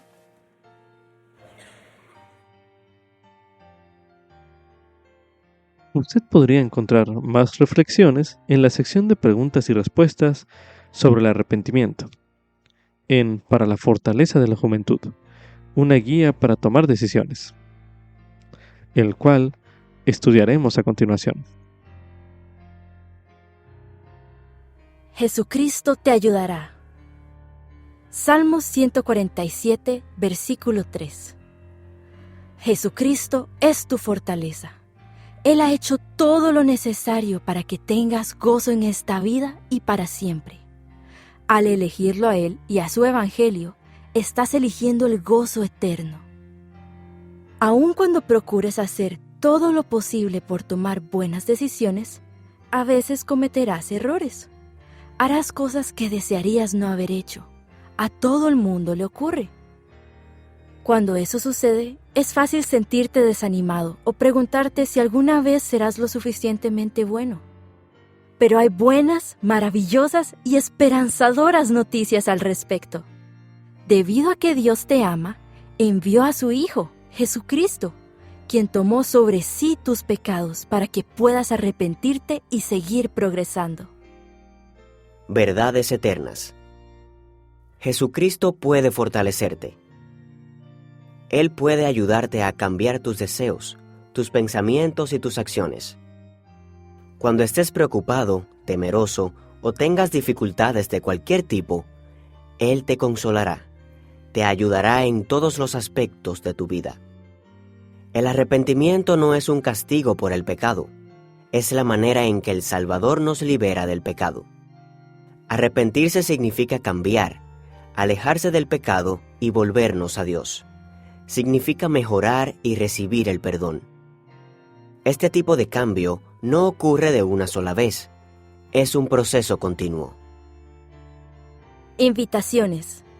Arrepiéntete. Acude al Señor con el deseo de mejorar. Cuando hayas hecho algo mal, admítelo honestamente ante Dios y, si es necesario, ante tu obispo y cualquier persona a la que hayas podido perjudicar. Esfuérzate por arreglar las cosas. Regocíjate por el don de actuar mejor y ser mejor. Aunque no sea fácil y te lleve más tiempo del que te gustaría, nunca dejes de intentarlo. Sigue esforzándote y confiando en el Señor. El Salvador te ayudará en cada paso del camino. Bendiciones prometidas.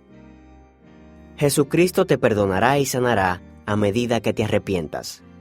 Él reemplazará tu culpa con paz y gozo. No recordará más tus pecados. Con su fortaleza, tu deseo de guardar los mandamientos se intensificará. Él cambiará tu corazón y tu vida. Poco a poco, crecerás y llegarás a ser más como Él. Tu conexión con Él mediante el convenio te dará un mayor acceso a su poder. Preguntas y respuestas. ¿Cómo sé si Dios me ha perdonado? Dios promete que perdonará a quienes se arrepientan. Cuando sientas el consuelo del Espíritu, puedes saber que el poder expiatorio del Salvador está actuando en tu vida. ¿Cuándo necesito la ayuda del obispo para arrepentirme? Tu obispo posee llaves del sacerdocio y dones espirituales para ayudarte a arrepentirte. Puedes solicitar su ayuda y consejo en cualquier momento. Si has cometido errores graves, como quebrantar la ley de castidad, reúnete con tu obispo. Él no te va a condenar. Él es un representante de Jesucristo y te ayudará a saber cómo arrepentirte plenamente y recibir el poder sanador y fortalecedor del Salvador.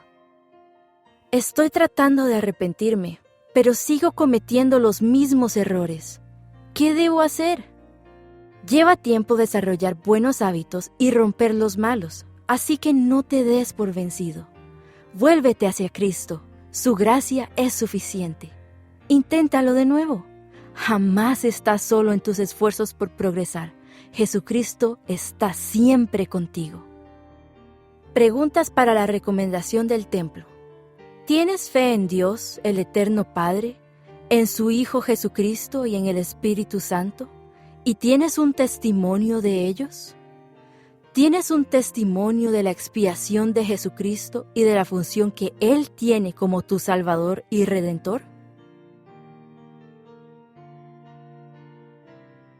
También se recomienda estudiar el tema arrepentimiento, uno de los temas del Evangelio, disponible en la biblioteca del Evangelio, el cual estudiaremos a continuación. Arrepentimiento. Crecer y mejorar mediante el amor y la misericordia de Jesucristo. El Padre Celestial nos ama más que cualquier otra cosa. Él desea que regresemos a Él, pero nuestros pecados e imperfecciones nos separan de Dios y nos impiden regresar a vivir en su presencia y llegar a ser como Él. Sin embargo, hay esperanza. Debido a que el Padre Celestial nos ama tanto, envió a su Hijo, Jesucristo, para salvarnos. Cristo tomó voluntariamente sobre sí nuestros pecados e imperfecciones, para que podamos ser perdonados, continuar creciendo y con el tiempo regresar a vivir con nuestro Padre Celestial. A este gran don se le llama la expiación de Jesucristo. Comenzamos a recibir las bendiciones de la expiación de Cristo al ejercer la fe en Él y arrepentirnos de nuestros pecados. ¿Qué es el arrepentimiento? El arrepentimiento es un cambio en la manera de pensar y en el corazón, apartarse del pecado y volverse a Dios. Se nos invita a arrepentirnos cuando experimentamos la tristeza que es según Dios por haber pecado. Cuando nos arrepentimos, admitimos sinceramente nuestras faltas y pecados. Hacemos lo que podamos para corregirlos. Nos esforzamos por hacer todos los cambios necesarios que podamos y confiamos humildemente en el poder del Salvador para cambiar lo que no podemos. El arrepentimiento sincero puede suceder cuando ejercemos fe en Jesucristo y su capacidad para limpiarnos. Sección 1. Purificado mediante el arrepentimiento. ¿Cómo se lleva esto a efecto? En el libro de Mormón, el profeta Enós describió la lucha que tuvo ante Dios al procurar el perdón de sus pecados. Cuando finalmente su culpa fue expurgada, preguntó algo que tal vez usted se haya preguntado. Señor, ¿cómo se lleva esto a efecto? Se le invita a leer de esta experiencia en Enós, capítulo 1, los versículos del 1 al 8, el cual se leerá brevemente a continuación. He aquí aconteció que yo, Enós, sabía que mi padre era un varón justo, pues me instruyó en su idioma y también me crió en disciplina y amonestación del Señor. Y bendito sea el nombre de mi Dios por ello. Y os diré de la lucha que tuve ante Dios antes de recibir la remisión de mis pecados. He aquí, salí a cazar bestias en los bosques, y las palabras que frecuentemente había oído a mi padre hablar, en cuanto a la vida eterna y el gozo de los santos, penetraron mi corazón profundamente. Y mi alma tuvo hambre, y me arrodillé ante mi Hacedor, y clamé a Él con potente oración y súplica por mi propia alma, y clamé a Él todo el día. Sí, y cuando anocheció, aún elevaba mi voz en alto hasta que llegó a los cielos. Y vino a mí una voz diciendo, Enós, tus pecados te son perdonados, y serás bendecido. Y yo, Enós, sabía que Dios no podía mentir. Por tanto mi culpa fue expurgada. Y dije yo, Señor, ¿cómo se lleva esto a efecto? Y él me dijo, por tu fe en Cristo, a quien nunca jamás has oído ni visto. Y pasarán muchos años antes que Él se manifieste en la carne. Por tanto, ve, tu fe te ha salvado. Después de haber leído esta experiencia de Enós, medite a continuación. ¿Cómo cambió Enós después de esta experiencia? Medite brevemente.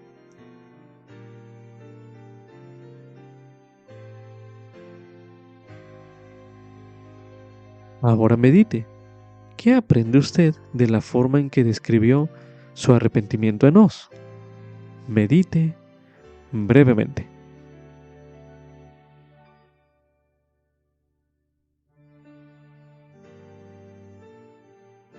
Por supuesto, la única manera de entender plenamente el arrepentimiento es experimentarlo. A medida que usted se arrepienta y sienta la paz y el gozo del perdón, considere escribir acerca de su experiencia. Incluso usted podría sentirse inspirado a compartirlo con un familiar o un amigo. Sección 2. El arrepentimiento significa cambio y es para todos. Las escrituras contienen muchos ejemplos de personas que parecían candidatos poco probables para el cambio, pero que, mediante el poder de Jesucristo, se arrepintieron y llegaron a ser personas rectas. El apóstol Pablo, muchos de los lamanitas y Alma hijo experimentaron un cambio dramático y sorprendente de corazón. Se apartaron del pecado y se dirigieron al Salvador, permitiéndole transformar sus vidas. A veces este cambio parece suceder de manera repentina. Más a menudo es una transformación gradual. De cualquier manera, es un milagro que Jesucristo ofrece a todos los que se arrepienten, y es un milagro que todos necesitamos por cuanto todos pecaron y están destituidos de la gloria de Dios. Así lo declara en Romanos, en el capítulo 3, el versículo 23. Sección 3. El arrepentimiento es gozoso. Debido a que el cambio puede ser difícil, a veces podemos sentir temor al arrepentimiento. Tal vez pensemos que es algo triste, deprimente o tremendamente difícil, pero el plan del Padre Celestial es un plan de felicidad. Mediante el arrepentimiento podemos llegar a ser más bondadosos, amorosos, pacientes, humildes y gozosos. El pecado trae miseria. El arrepentimiento es la manera que tenemos de escapar de esa miseria. Anote sus impresiones a continuación.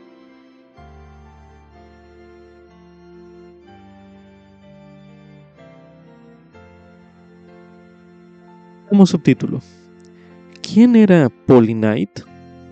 Esto es correspondiente a Doctrina y Convenios, en la sección 59, el encabezado de la sección, el cual escucharemos a continuación. Sección 59. Revelación dada por medio de José Smith el profeta en Sion, condado de Jackson, Missouri, el 7 de agosto de 1831. Antes de esta revelación, se consagró la tierra como el Señor lo había mandado, y se dedicó el sitio para el futuro templo. En el día en que se recibió esta revelación, falleció Polly Knight, la esposa de Joseph Knight, padre.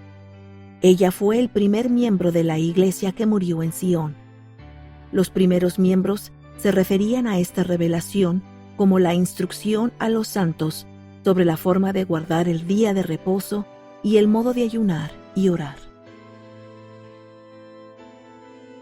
Polly Knight y su esposo, Joseph Knight, padre, estuvieron entre los primeros que creyeron en el llamamiento profético de José Smith.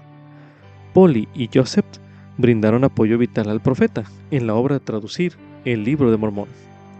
La familia Knight abandonó Colesville, Nueva York, para congregarse con los santos en Ohio, donde luego se les mandó trasladarse al condado de Jackson, Missouri. Durante el viaje, la salud de Polly comenzó a deteriorarse, pero ella estaba decidida a ver Sion antes de morir. Ella falleció unos pocos días después de haber llegado a Missouri.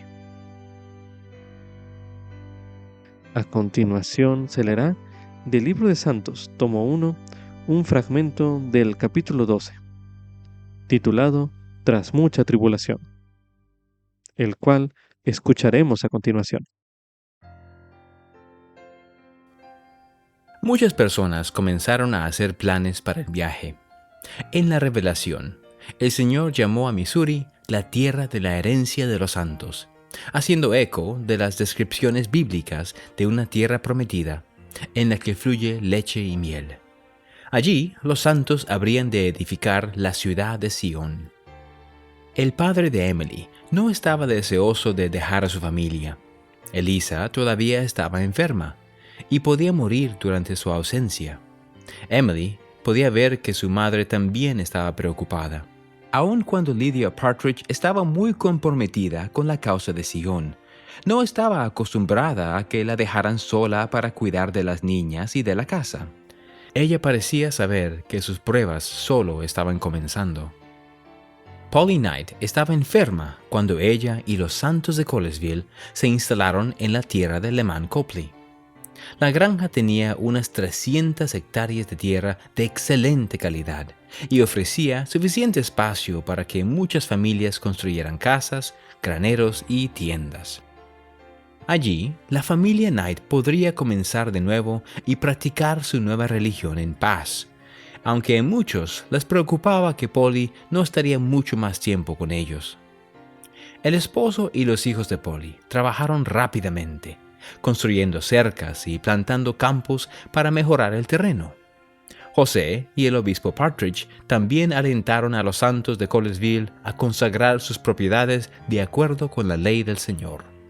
Sin embargo, después de que el asentamiento comenzó a tomar forma, Leman se retiró de la iglesia y les dijo a los santos de Colesville que salieran de su propiedad. Sin otro lugar a donde ir, los santos expulsados le pidieron a José que buscara la guía del Señor para ellos. «Iréis a las regiones del oeste», les dijo el Señor, «a la tierra de Missouri». Ahora que sabían que Sion sería en Missouri, no en Ohio, los santos de Colesville entendieron que estarían entre los primeros miembros de la iglesia en establecerse allí.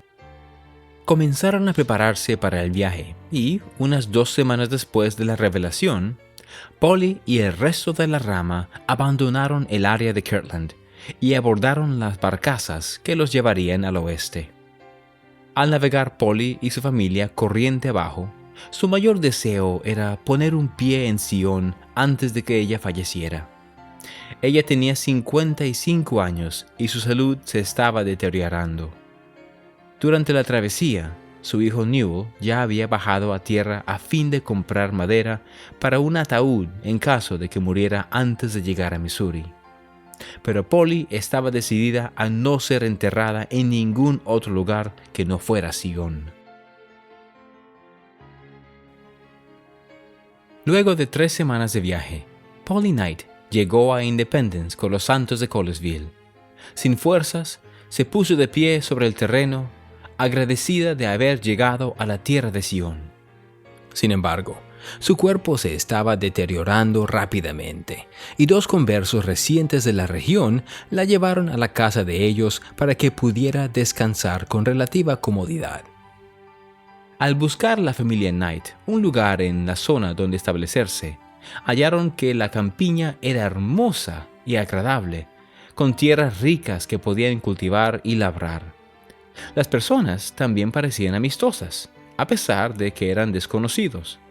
A diferencia de algunos de los élderes de Kirtland, los miembros de Colesville creían que los santos podían edificar Sion allí. El 2 de agosto, los santos de Missouri se reunieron a varios kilómetros al oeste de Independence para comenzar a trabajar en la primera casa de Sion. José y 12 hombres de la rama Colesville, que representaban simbólicamente a las tribus de Israel, colocaron el primer tronco para el edificio. Luego, Sidney dedicó la tierra para Sion para el recogimiento de los santos. Al día siguiente, en una parcela al oeste del juzgado de Independence, José colocó con cuidado una sola piedra para marcar la esquina del futuro templo. Entonces, alguien abrió una Biblia y leyó del Salmo 87.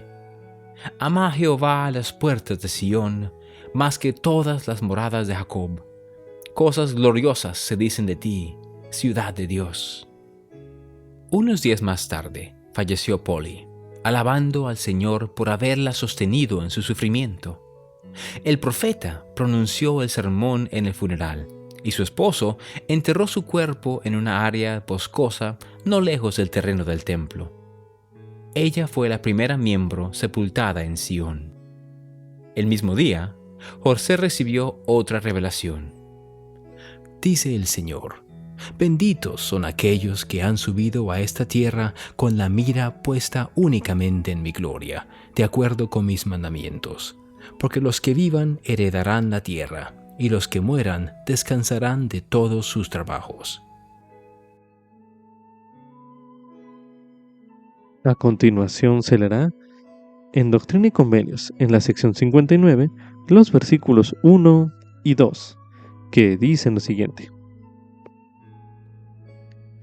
He aquí, dice el Señor, benditos son aquellos que han subido a esta tierra con la mira puesta únicamente en mi gloria, de acuerdo con mis mandamientos, porque los que vivan heredarán la tierra, y los que mueran descansarán de todos sus trabajos y sus obras los seguirán, y recibirán una corona en las mansiones de mi Padre, que he preparado para ellos. La sección 59 de Doctrina y Convenios se recibió el día en que Polly Knight falleció, y los versículos 1 y 2 que acabamos de leer podrían referirse específicamente a ella. Anote sus impresiones a continuación.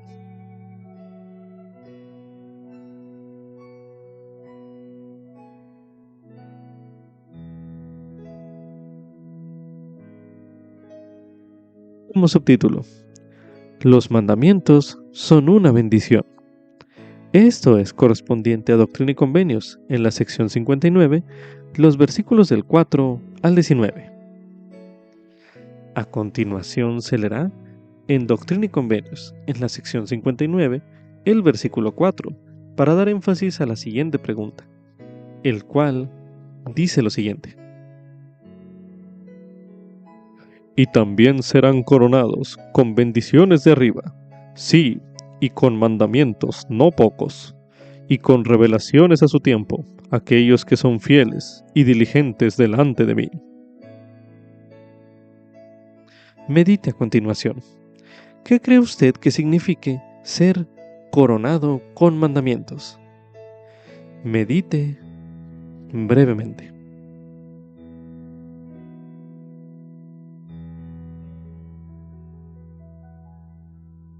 A continuación se leerá en Doctrina y Convenios, en la sección 59, los versículos del 5 al 19, y durante su lectura se le pide considerar cómo el Señor le bendice a usted al esforzarse por obedecer cada uno de los mandamientos que se encuentran en esos versículos, los cuales se leerán a continuación.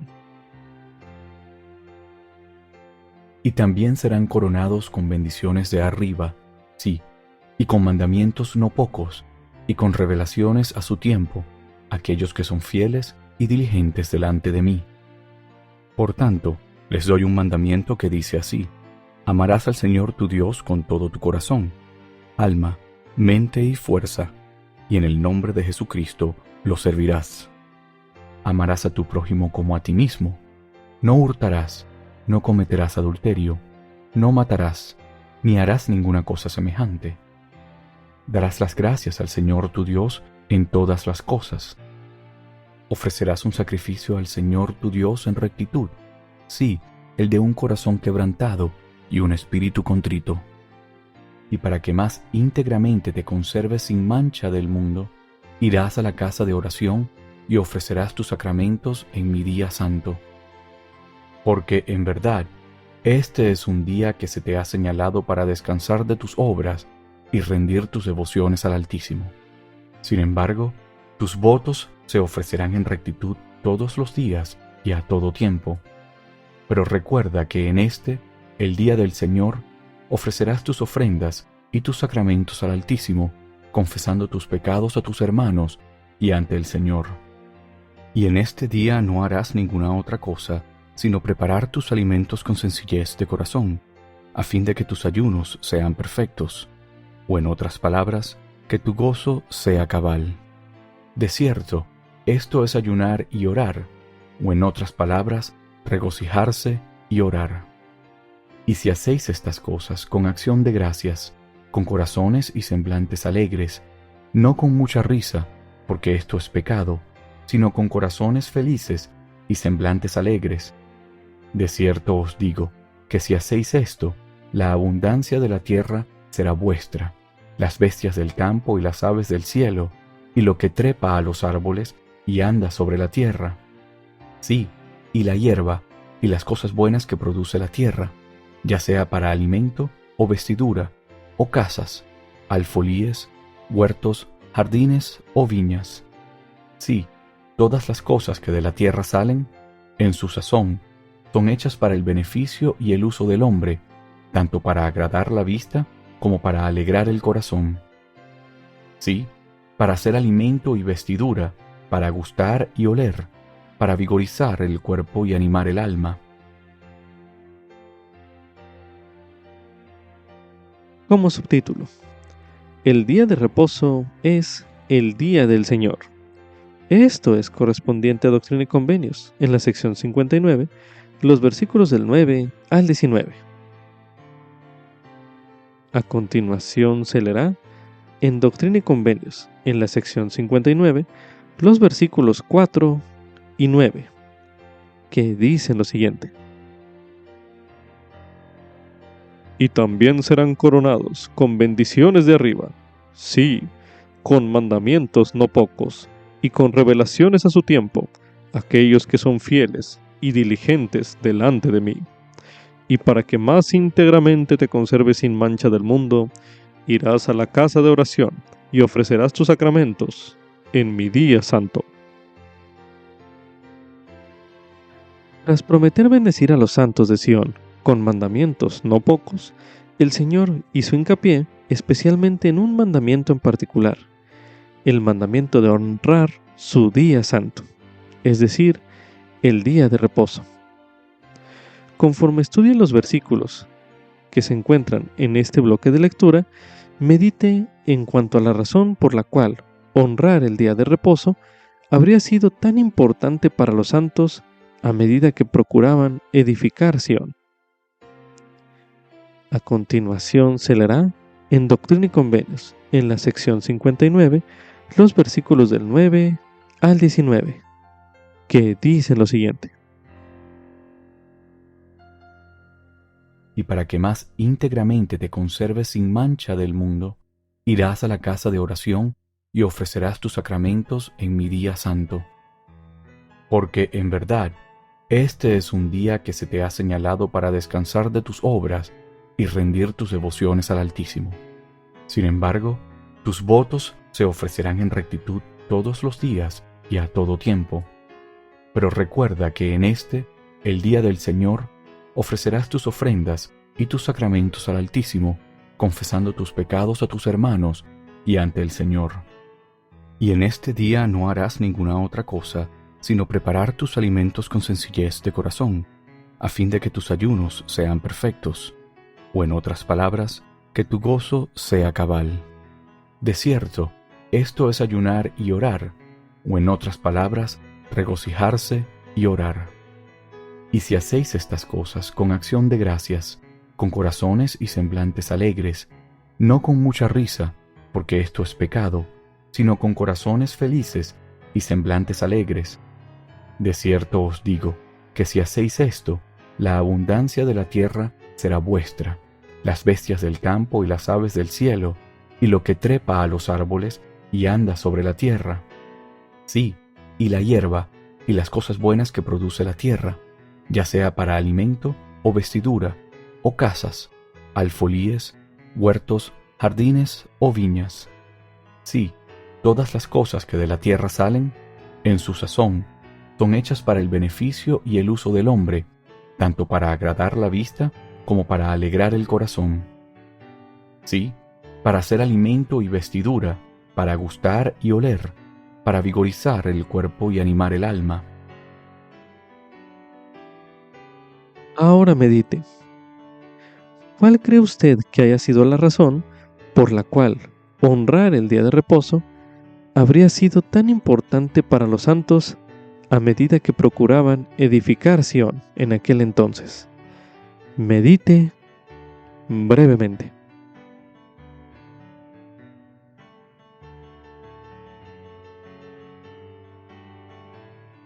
Ahora medite. ¿Por qué es tan importante honrar el día de reposo para usted? Medite brevemente.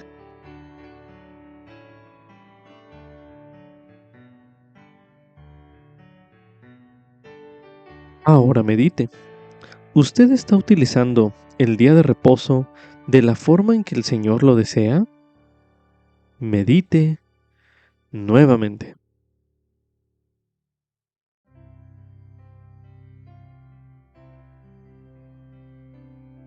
Ahora medite. ¿De qué manera el santificar el día de reposo contribuye a que permanezca sin mancha del mundo? Medite brevemente.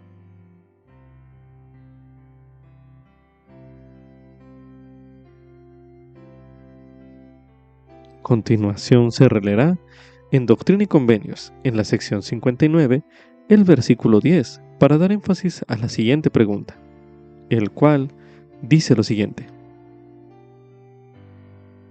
porque en verdad este es un día que se te ha señalado para descansar de tus obras y rendir tus devociones al Altísimo.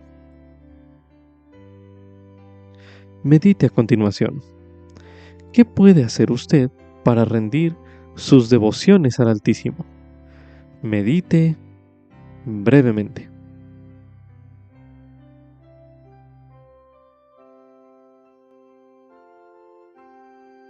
Tal vez usted note en estos versículos que el Señor usó palabras como regocijarse, alegres y felices para enseñar acerca del día de reposo.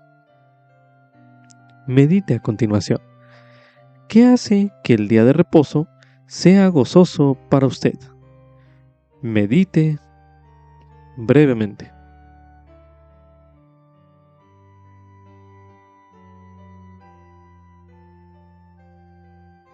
Ahora medite. ¿Cómo le explicaría usted a alguien por qué elige usted honrar el día del Señor? Medite nuevamente.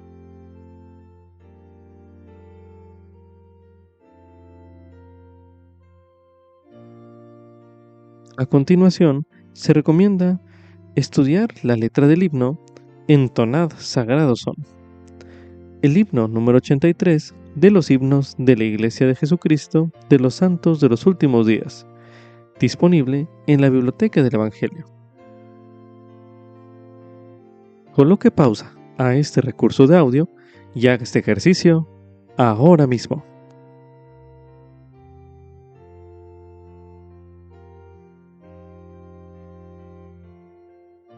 Después de haber estudiado la letra del himno Entonad sagrados son, medite a continuación.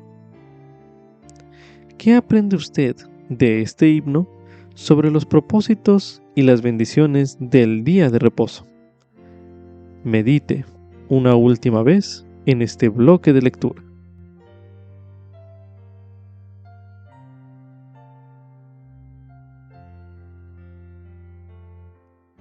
A continuación se leerá del libro de Génesis en el capítulo 2, los versículos del 2 al 3, que dicen lo siguiente: Y acabó Dios en el día séptimo la obra que había hecho, y reposó el día séptimo de toda la obra que había hecho. Y bendijo Dios el día séptimo, y lo santificó, porque en él reposó de toda la obra que había creado y hecho. Ahora leeremos en el libro de Isaías, en el capítulo 58, los versículos del 13 al 14, que dice lo siguiente. Si retraes del día de reposo tu pie, de hacer tu voluntad en mi día santo, y lo llamas delicia, santo, glorioso de Jehová, y lo veneras, no andando en tus propios caminos, ni buscando tu propia voluntad, ni hablando tus propias palabras, entonces te deleitarás en Jehová, y yo te haré cabalgar sobre las alturas de la tierra, y te daré a comer la heredad de Jacob, tu padre, porque la boca de Jehová lo ha hablado. También se recomienda estudiar el mensaje El día de reposo es una delicia, por el presidente Russell M. Nelson, en aquel entonces presidente del Quórum de los 12 Apóstoles. Mensaje pronunciado en la Conferencia General de abril de 2015, el cual estudiaremos a continuación. Queridos hermanos y hermanas, estos últimos 2 días de conferencia han sido gloriosos y hemos sido elevados por la música y las diferentes oraciones. Nuestro espíritu ha sido edificado por los mensajes de luz y verdad. En este domingo de Pascua de Resurrección, damos gracias sinceras y unánimes a Dios por tener un profeta. La pregunta que debemos hacernos es, después de lo que he oído y sentido durante esta conferencia, ¿en qué voy a cambiar? Cualquiera que sea la respuesta, permítanme invitarlos a examinar sus sentimientos acerca del día de reposo y de lo que hacen en ese día. Me intrigan las palabras de Isaías, pues llamó al día de reposo delicia. Y me pregunto, ¿realmente el día de reposo es una delicia para ustedes y para mí?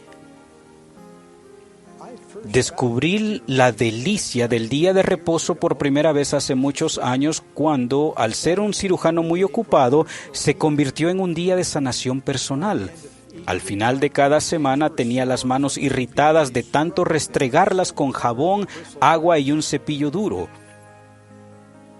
Y también necesitaba tomarme un descanso de la presión de una profesión tan exigente. El domingo me brindaba ese alivio tan necesario. ¿A qué se refería el Salvador cuando dijo que el día de reposo fue hecho por causa del hombre y no el hombre por causa del día de reposo? Creo que Él deseaba que entendiésemos que el día de reposo era su regalo para nosotros, el cual nos garantiza un descanso real de los rigores de la vida diaria, y es una oportunidad de renovación física y espiritual. Dios nos dio este día especial no para divertirnos ni para realizar trabajos cotidianos, sino para descansar de nuestras obligaciones con desahogo físico y espiritual. En hebreo, la expresión día de reposo significa descanso.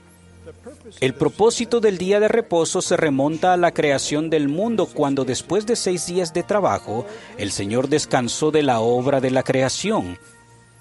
Cuando más tarde reveló los 10 mandamientos a Moisés, Dios nos mandó: acuérdate del día del reposo para santificarlo. Posteriormente, el día de reposo se observó como un recordatorio de la liberación de Israel de su cautiverio en Egipto. Tal vez lo más importante es que el día de reposo fue dado como un convenio perpetuo, un recordatorio constante de que el Señor santificará a su pueblo. Además, en el día de reposo tomamos la Santa Cena en memoria de la expiación de Jesucristo, con lo cual una vez más hacemos convenio de que estamos dispuestos a tomar su santo nombre sobre nosotros. El Salvador se identificó a sí mismo como Señor del día de reposo. Es su día. nos ha pedido repetidas veces que guardemos el día de reposo o que lo santifiquemos. Estamos bajo convenio de hacerlo. ¿Cómo santificamos el día de reposo? En mi juventud, estudiaba las listas que otras personas habían recopilado de lo que se podía y lo que no se podía hacer en el día de reposo. No fue sino más adelante que aprendí de las Escrituras que mi conducta y mi actitud en el día de reposo constituían una señal entre mi Padre Celestial y yo.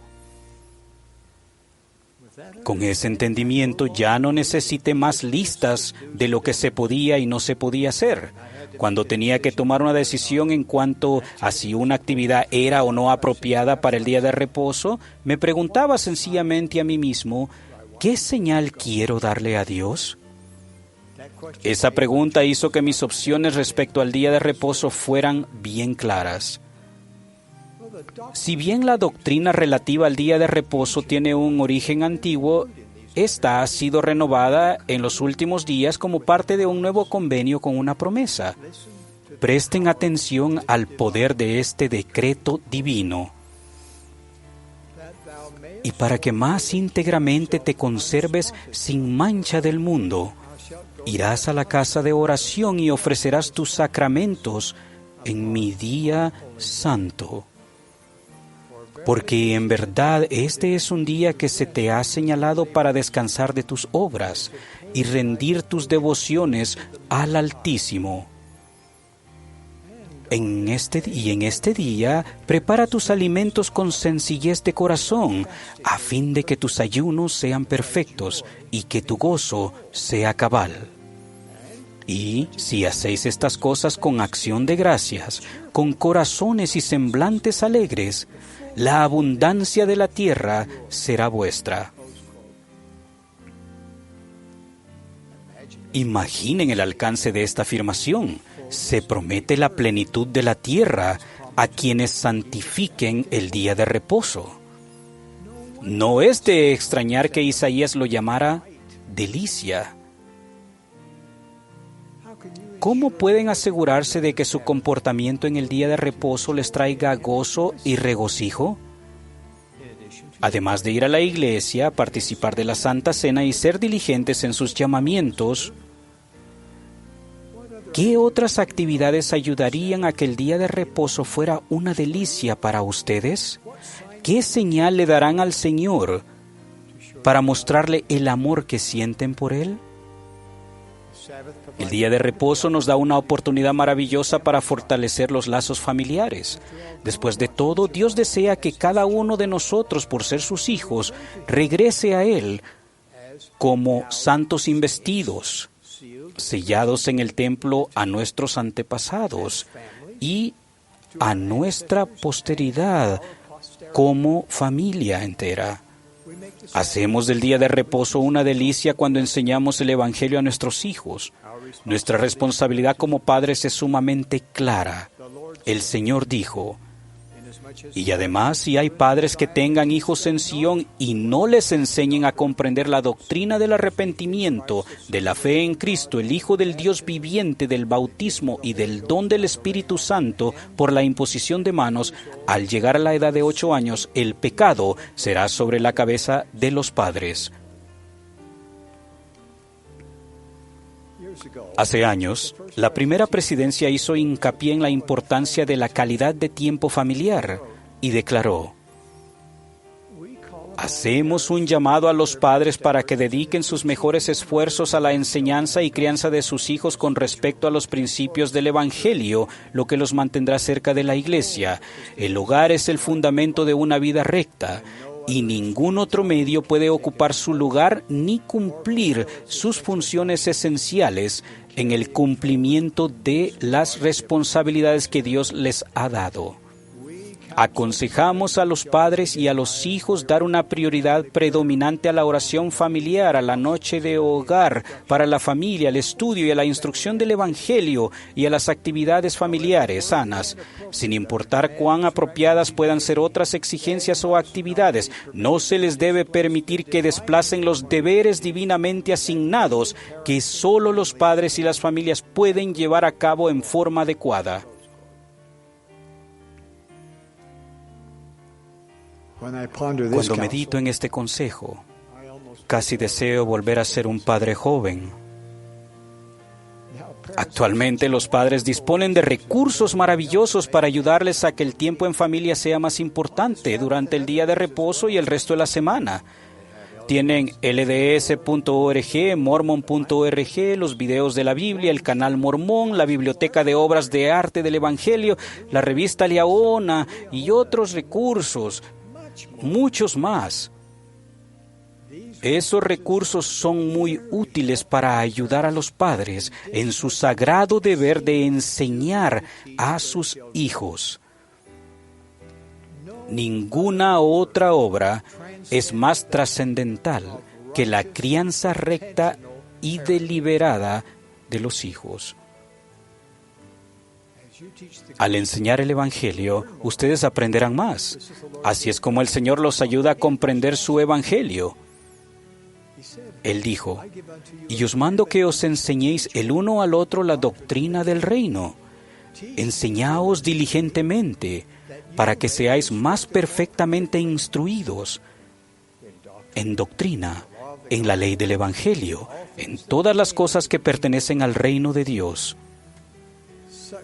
Esa clase de estudio del Evangelio hace que el día de reposo sea una delicia, y esa promesa se aplica independientemente del tamaño de la familia, de cómo esté integrada o de dónde viva. Además de pasar tiempo con la familia, ustedes pueden experimentar una verdadera delicia durante el día de reposo al hacer la obra de historia familiar, buscar y encontrar nombres de familiares que nos han precedido en la tierra, quienes no tuvieron la oportunidad de aceptar el Evangelio en vida. Puede brindar un gozo inmenso. He sido testigo de ello. Hace varios años, mi querida esposa Wendy decidió aprender a hacer la investigación de historia familiar. Al principio su progreso era lento, pero poco a poco aprendió lo fácil que es hacer esta obra tan sagrada. Y nunca la he visto tan feliz como ahora. Ustedes tampoco tienen que viajar a otros países y ni siquiera a un centro de historia familiar. En casa, con la ayuda de una computadora o un dispositivo móvil, pueden encontrar almas que anhelan recibir sus ordenanzas. Hagan del día de reposo una delicia al encontrar nombres de sus antepasados y liberarlos de la prisión espiritual. Hagan del día de reposo una delicia al prestar servicio a otras personas, especialmente a quienes no se sientan bien o estén solos o necesitados. Levantar el ánimo de ellos también levantará el de ustedes. Cuando Isaías describió el día de reposo como una delicia, también nos enseñó cómo hacerlo deleitable. Él dijo: si te retraes de hacer tu voluntad en mi día santo y lo llamas delicia, y veneras a Jehová, no andando en tus propios caminos, ni buscando tu propia voluntad, ni hablando tus propias palabras, entonces te deleitarás en Jehová.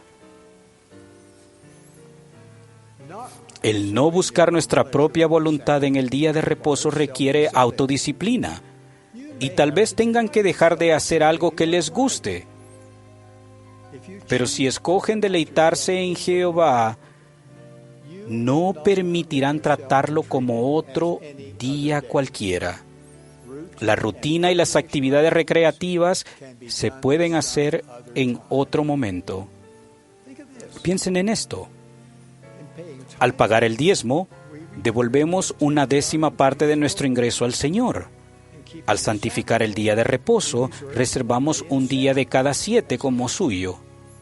Así pues, tenemos el privilegio de consagrar nuestro dinero y nuestro tiempo a quien nos da la vida día tras día. La fe en Dios conduce a tener amor por el día de reposo. La fe en el día de reposo conduce a tener amor por Dios. Ciertamente, un día de reposo sagrado es una delicia. Ahora, al término de esta conferencia, sabemos que donde quiera que vivamos, debemos ser ejemplos de los creyentes entre nuestra familia, vecinos y amigos.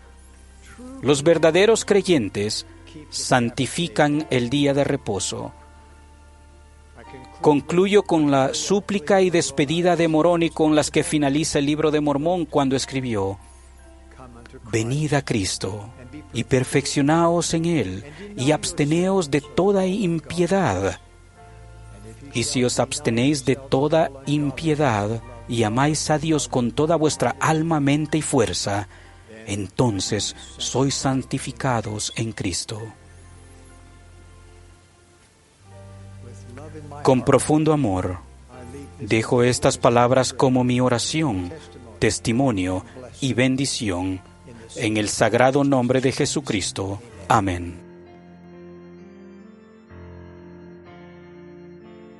Con esto concluye Ven Sígueme 2025 para el hogar y la iglesia. Capítulo 23. Doctrina y Convenios, secciones 58 y 59. Lección asignada del 2 al 8 de junio de 2025, titulado Anhelosamente consagrados a una causa buena.